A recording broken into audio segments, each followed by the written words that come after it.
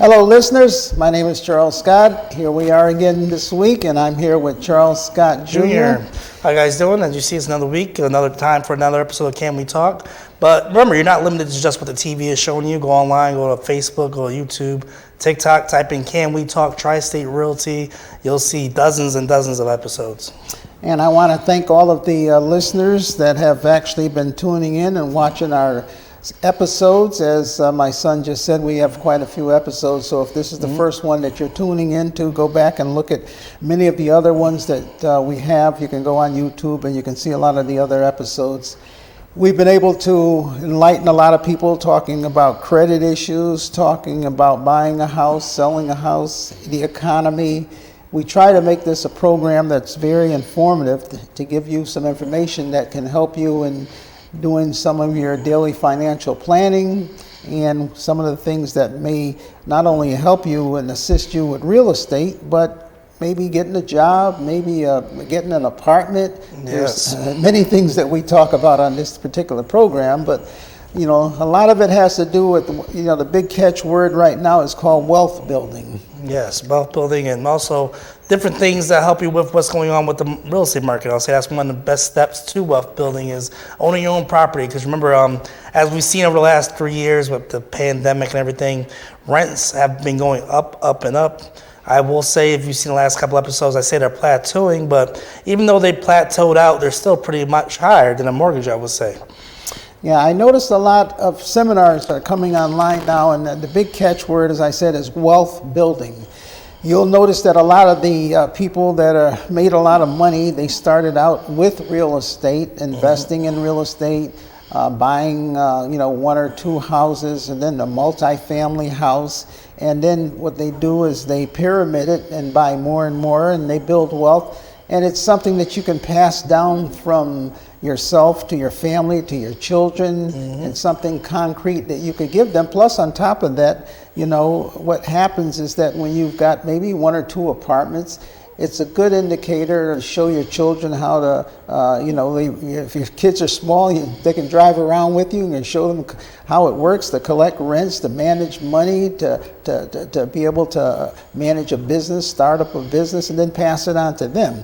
A lot of this, or not only a lot of this is what they don't teach you in school. They don't teach you how to buy a house in school. They don't teach you how to balance a checkbook. They don't teach you how to manage credit card debt. Those are things you have to look out for yourself. But luckily, we got YouTube University. Go on YouTube. It teaches you all that right there. Or you can watch us. We have little tips also. You just mentioned the word there, checkbook. Most of the younger crowd today and the Gen Zers, they don't know what a checkbook is. Checkbooks don't exist anymore. It's all Cash App and Zelle. They don't know what a checkbook is. Many of us old-timers out there, you know, we get the checkbook, we write out a check, we tear it out, we put it in the envelope, we send it off with the bill. Most of the younger people today, they don't know what you push a checkbook in front of them. If you said you could write out any check amount that you want, you wouldn't have to worry about it because they wouldn't know where to start. They wouldn't know where to start anyway. Very true.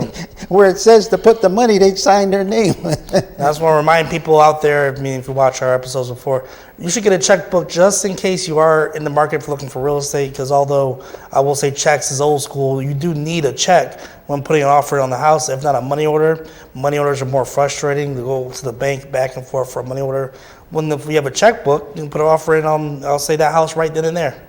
Not only that, I had a client the other day that purchased a property, and they said, you know, should we get a checkbook for the property? And I said, yes, if it's an investment property, you want to, write down when you pay all the people that do the work for you, you're going to give them a check. They don't walk around with a MasterCard machine or a Visa machine. And when you pay them cash out of your pocket, you can't use that as a tax write-off off of your bills. So, but if you give them a check, now you have a record that they got paid. Exactly. It shows how much that you paid them.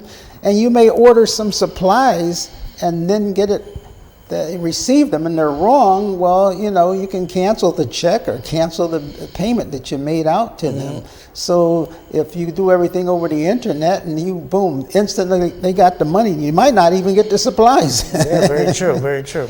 So that's just another tip that, you know, we want to make you aware of.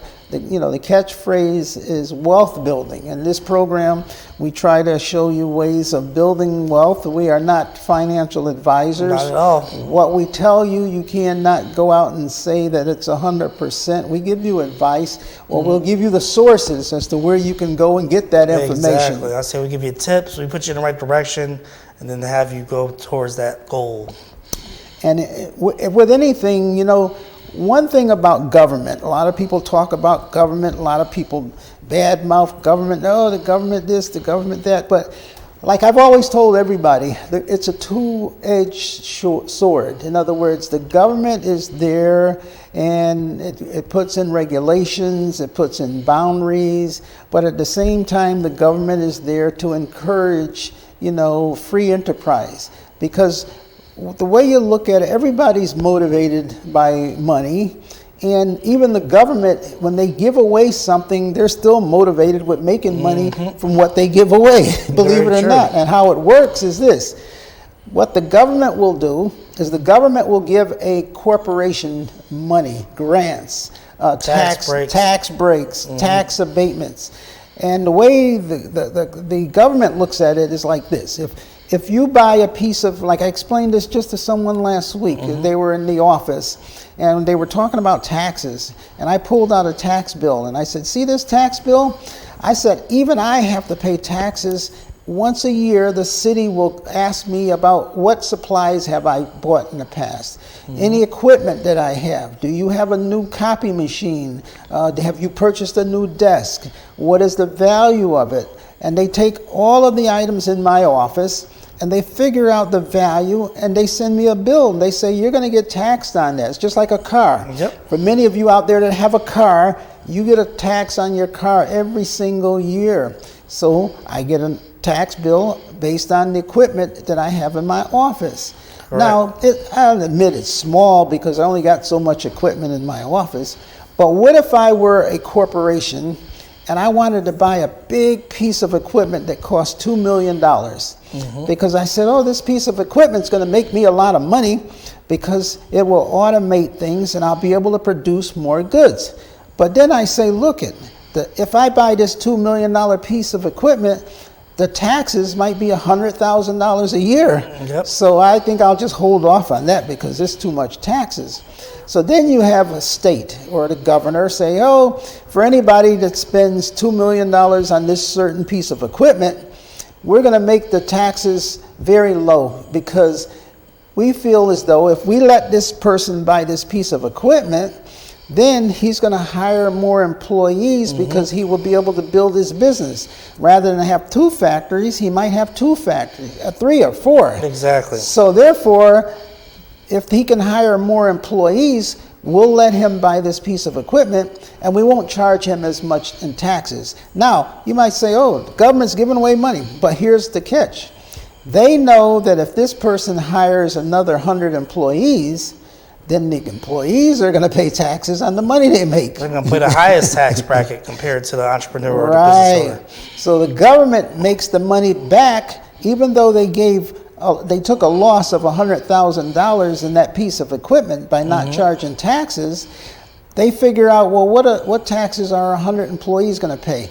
By that person buying that equipment, hiring more people, now the government brings in $300,000 in taxes off of the pay of those people. So in a way, they gave away something, but they got it back in return. Exactly. Now, for those of you who don't see yourself owning a corporation or giant, big company in the future, remember those same rules can kind of apply to property ownership when you're paying your mortgage each month. Remember, at the end of the year, you can write off some of those costs that that went to your house that year, whether you did improvements to the roof, improvements to the siding, or anything. Right. If you don't take like the flat deduction or standard deduction, and if you got investment property and you want to take and itemize, then it's like any other business. You had to pay money, like if you bought a 3-family house that 3-family house, you're supposed to treat it as a business. The problem is that most people, when they buy multifamilies or they buy investment properties, they don't treat it as a business. It's a business. That's the reason why you bought it in the first place. Exactly. You did not buy it as a nonprofit to just say to everybody up and down the street, move in, don't worry, you know, you don't have to pay rent. It's, you know, Technically, some goodness of people, my heart. some people do buy a house to move the whole family in.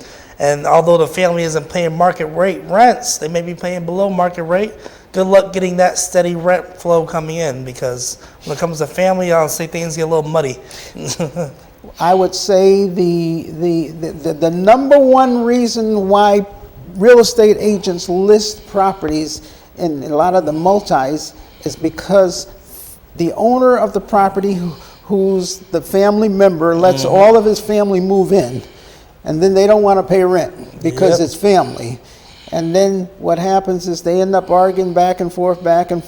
And I hate to say it, it even happens in some cases where you have mother and father and the children all moving back in. I've had a family where mother and father, or the mother, maybe a single mom, got a big house and maybe got 4 bedrooms, and all the kids move back into the house, and she doesn't know what to do, and it's costing all kinds of money. They're not contributing to the bills. They're not paying anything towards the lights, the gas, the telephone. It may even be someone out there that I'm talking to right now, and I could see you smiling and laughing.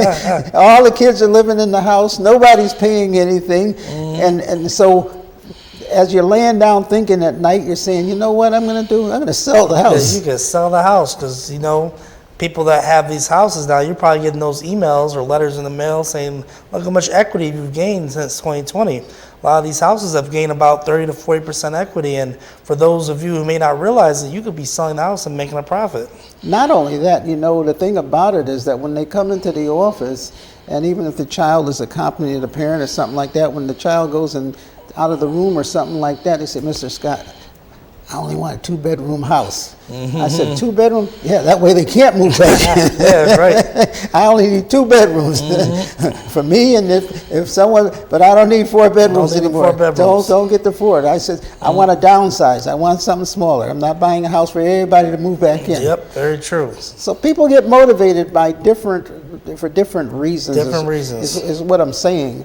And if you're out there and it's, you know, I'm talking about you, then that's something for you to consider, because it's not a matter, sometimes it's like you gotta, you know, make it so that you make it uncomfortable for your children to get out there on their own and start, you know, doing some work, you know what I mean? I remember, what was it, Reverend Franklin, it was a song saying, the eagle stareth the nest. And I always remember that. And it was the comparison was, the eagle steers the nest. And I said, what does that mean? And I heard it explained to me. When you take the eagle nest and you got all the straw in there, and the little biddies, when they're born, they're in the nest and they're very comfortable. And so every now and then the eagle will steer the nest up so that the straw wouldn't be flat, it'd be sticking up, the points. And when they lay down, they get all these little prickers sticking in them, and you steer the nest up, so they get uncomfortable. And it's like saying, I don't have to put up with this. I'm leaving. They fly out the nest. And they would get up out of the nest, and they would fly out, because the eagle would steer the nest and encourage them to go out on your own. Well, sometimes when you got a house, you got to steer up the nest. You know, get them a little excited and make it a little uncomfortable. They start going out on their own. And they started looking into finances and learning all these different things. So, and I must say, with this year being 2024, this is one of the best times to buy a property, because I mean, especially I'll say for my Connecticut residents, because there's so many programs out there right now, especially one specifically we talked about last time called Time to Own. And Time to Own is giving out, what, $25,000 up to $50,000 to help you with your down payment and your closing costs, which seem to be the biggest obstacles when it comes to buying a house. I just, before the taping of today's program, I was with this individual. They're getting $25,000 to help them with their down payment and their closing costs. This is money that they do not have to pay back. Forgivable. Forgivable money. If, you know, they have to stay in the house for a period of 10 years, and even if they stay less, they still do not have to give all the money back. But if they stay the required time, that's free money. But what it does more than anything is it makes it able for them to buy now, because they did not have that $25,000. They have money to well afford the mortgage. In most cases, most people are paying more for rent than they are if they got a mortgage. It's not unheard of to be paying $1,800, $2,000 for rent. I will say one example you saw last week. People come to put an offer on a house. You know, they bring their checkbook. Remember to get that checkbook. They put what, $1,000 down, like the minimum. They rely on time to own. Think about this. If you're going to get an apartment, I do a lot of apartments. If you come to get an apartment in this day and age, a lot of landlords are asking for 2 months rent. So if the rent is $1,500 a month, you still got to bring an additional $3,000 with you. You're bringing $4,500 with you cash or a certified check to that closing. That's more money than you need to put a down payment on the house. For the house. With the time to own program. So think about that. In some cases, it can cost more to rent the apartment than buy the house. The problem is that most people don't have the other money. Once you put down on the house, then you got your closing, you got your lawyer, you got your appraisal, you got your inspection, you got your title, you got the insurance. So all of this adds up. That might be another $10,000 or $12,000. Very true. And then the down payment. So if you're getting that free money and that's included in there, hey, you put down a little $1,000, the rest of the money can be added to pay all of that. Now that enables you to be able to purchase the property. Yes. So, and this is real. I must say, this is a real program. I've seen the checks coming from CHFA, Connecticut Housing and Finance Authority, and it comes from them, and it's forgivable. For every year that you stay, 10% comes off the loan, and it's real money. And when we say $25,000, there's two different types. One is 25, one is 50,000.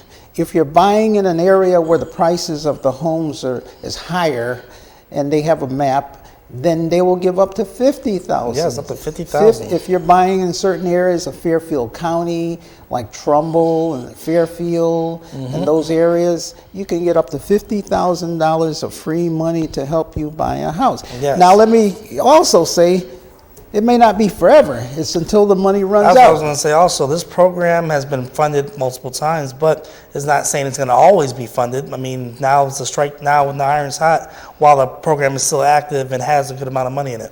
So how can you not even look into it?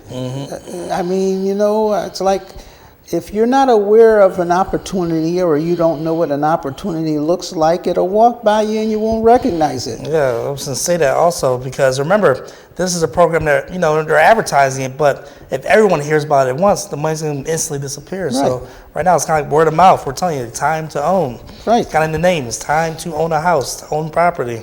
We're giving you a description of that opportunity. We're telling you what it looks like, what the facial configurations are. We're putting the picture right in front of you. So now, and then we're telling you that the opportunity is right there. So all you got to do is take the initiative to say, okay, let me look into it. Maybe for some reason or another, you might not be ready right now, but it doesn't take anything to look into it, to make a phone call. You see our number right down there. You can give us a call. You can ask us about it. We can give you some more information, put you in the right direction. There's only a limited amount of banks. I was going to say that also. You can explain that. Remember, give us a call, go online, do some of your own research. I wouldn't recommend you calling your bank or your mortgage person, just because there's only a specific list of people that are qualified to use this. Not saying that they wouldn't steer you the wrong way, but they want to keep your business. Remember, shop around for your mortgage. They say to people, shop around for vacations and cars more than they do the mortgage. And the mortgage is going to be with you for 30 years if you stay there. So why not shop around for the lowest rate you can find and go on the CHFA website and see which banks and lenders are approved to use the time to own program. Exactly. Your bank may be on that list, but you don't know until you even, do the initiative to look to see and ask questions about it. Or if your bank if you're talking to whatever bank it may be, just say, hey, do you have the time to own program? That's the name of the program. And say, oh, I don't know, because it could be a mortgage person that works within that bank that may not even be aware of the program. They might even have the program. Maybe they're dealing with the people that come in and put $50,000 or $100,000 down out of their pocket, so they don't need that extra And also, money. like you said there, this is a program you do have to qualify for. There are income restrictions, so they want to make sure that you qualify for the program. And when you say income restrictions, sometimes people think it the wrong way. Instead of meaning you need to make a whole lot of money, just the opposite. Exactly. If you make a whole lot of money, you don't qualify.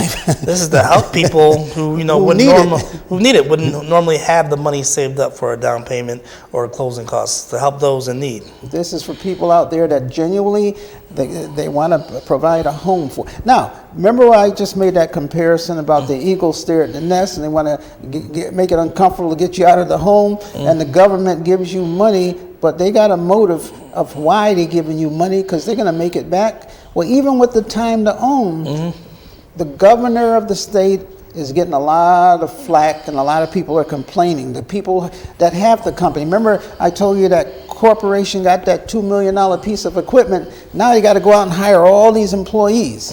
Well, now when he goes out to hire all of the employees, if the employees say, well, or the human resources department says, Mr. Business Owner, we're having problems finding employees because it's so expensive to live around here. We don't have the people. So the state of Connecticut is saying, let's make it affordable for people to live here, and that way we'll draw in all of these people that will live here, and then they can provide the labor force for that gentleman to be able to run his company. Exactly. Because the people, if you have a very expensive neighborhood, and let's say, for example, let's take example, Greenwich. Greenwich is one of the highest per capita and the highest cost of, if you got to pay $1 million to live in a house, then you ain't got too many workers living down the street when it costs $1 million, $2 million just to buy the house. Exactly. Most of those workers are working up in New York or Manhattan or lawyers, so they're not going to work in that company for that corporation that just bought that piece of equipment.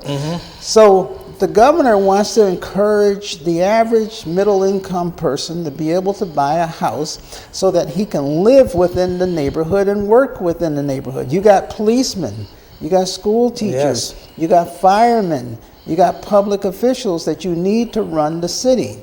So therefore, you got to make it affordable for these people to be able to live in that city. And in order to do that, that's where time to own comes in, to encourage the people to be able to live within the community in which they work. And also, they got to get an ease on the rent. Like I said before in a couple episodes back, remember the rents are so high right now because people that should be living in houses are renting. They don't have the money to put a down payment down. Maybe they thought that buying a house is out of their league, is too expensive. So with this program and other programs that'll be coming out, is just encouraging home ownership, because right now people are renting that should be living in houses. And what that stress does is it makes it go up, up, up, and up, and makes it more unattainable, I would say, when it comes to saving money. Mainly, we're trying to encourage people out there in the state to give us a call, let us explain this program to you. And, like I said, luckily they've put more money in there. They did. And we're trying to shout it out from the highest mountain. Look it. Come and take advantage of this. Give us a call. Find out what's going on. And we've gotten about a few people through this program. More than a few. Yeah, we know how to navigate it. And on the same side of that, for the sellers that are out there, in other words, we need to provide some properties for these buyers. If you're looking to sell your house, now is a good time. You can give us a call. I would say now is the best time to sell your house, because right now, like I said, the inventory is still very low. But we're looking at the courts. We're looking at the courthouse. There's a lot of foreclosures coming in through the streamlined market right now. And when those foreclosures hit the market, remember, it's going to lower the price of your house by default, because there's going to be more houses for people to choose from. And right now, you have a lot of people out there that should be getting what they call market analysis. That's, I'd say within the last month, I've done a tremendous amount of market analysis. Now, how much are you charging each for each one of Charge? those. It's free. Oh, that's right. It's free. What? Free. It's free. Yeah, it doesn't cost to nothing. get a CMA from Tri-State Realty. Free. We don't charge No any charge money. at all. You call. No. Like, you may say my phone has a Zestimate, but remember, your Zestimate doesn't know about that new refrigerator or new dining room that you put inside the house. Remember, you need us to see inside the house to give you a true CMA to say, okay, this is what your house will probably sell for on the open market. Yeah, most of those downplay the value of your house, so Yes. it's not. When we Like go an out, algorithm. oh sure, I did one just last week, and did actually 3 over the weekend, and in most cases, the people that put something on a Zestimate, or they just put something on a piece of paper without even seeing or have the house, those come in lower. When I get out there, you know, it's like, oh, I added this in, or I put new flooring in. Yes. I got new cabinets since then, because they only go by when you bought the house. Say you bought the house 10 years ago. They got a photo of what it looked like 10 years ago. Very true. Now, in the 10 years that you've been in there, you've improved the property, so the property's worth more money than what they say it's worth. So that's, and what we call a CMA is called a comparative market analysis. Yes. That's where we come out and we do like an estimate. It's not an appraisal of the property, but we do an estimate to give you a fairly good idea of what is your property worth in today's market. What would it I would say in today's resell? market right now, because remember, when you get that CMA from us, you're going to get past sales, current sales, see what's going on in the market right now. All these algorithms are going off past data. We're going off the current data, live data, I'll call it, that's going on in the system right now.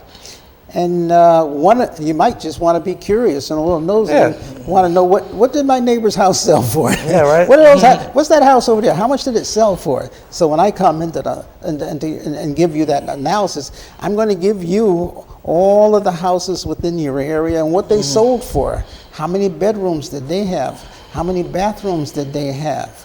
What improvements did they make on their house to make their house worth what it's selling we'll for bring now? pictures too, because remember, you look at some of these houses, you're just seeing the outside. People are doing some extraordinary things inside these houses, where they're doing I'll say the gray wood floors, the stainless steel appliances. They're using a lot more quartz than marble. Remember, marble and quartz, people may not know, save a little buck on quartz versus getting a marble slab. So we're seeing a lot of different designs in these houses that make it look very, very appealing. The other thing that I can do while I'm there is to give you ideas to make your house worth a lot more than it actually is right now by some slight improvements. Yes. Certain things that you can do. You might have dark brown cabinets. Maybe you don't need new cabinets. Maybe if you get a glossy white, bright white paint, and then you take and you paint and put new golden knobs and on those cabinets, or silver, boom, night and day. Yes. And how much did it cost you? Maybe $100 versus $1,000 to $2,000 or $3,000, $100. You know, your flooring, you might want to put some Luan down and then put some maybe a laminate down, make it look really nice. It's another improvement that you can. I could give you 15 different ways in which you could improve your house on a shoestring budget. I was going to say shoestring budget. Shoestring budget, where you don't have to spend a lot of money, and you could take that house, put some bright lights in there, brighten it up, you know, open the windows up. So, you know, give me a call. These are all ideas that I can help you with. Free money, free market analysis, get you into a home or sell your home, put it out there. But look at the number there. Give us a call. Give us a call. Or, like I said, go online, type in Tri-State Realty Bridgeport. We're available. You can send us texts, emails, Facebook. So, you know, I would say if you want to close it out. And until next week, God bless. Amen.